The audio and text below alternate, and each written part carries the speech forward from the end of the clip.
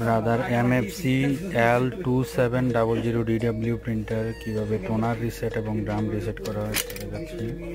প্রথমত হচ্ছে ড্রাম রিসেটের জন্য কভার ফ্রন্ট কভার খুলে ওকে বাটন লং প্রেস, দেন এটা আসবে, দেন ওয়ান চাপলে ড্রাম রিসেট হয়ে যাবে। 1 accepted, then again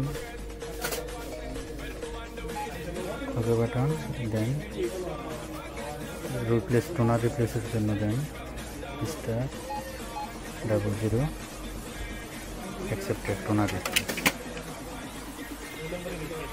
টোনার রিপ্লেসের জন্য ড্রাম রিপ্লেসের জন্য শুধু কভার খুলে ওকে বাটন চেপে ধরে রাখতে হবে, দেন 1 চাপলে রিসেট হয়ে যাবে। টোনার রিসেটের জন্য ওকে বাটন চেপে ধরে রাখলে ড্রাম রিপ্লেস মেসেজটা যখন আসবে তখন স্টার্ট বাটনে একবার, দেন 0 বাটনে 2বার চাপতে হবে।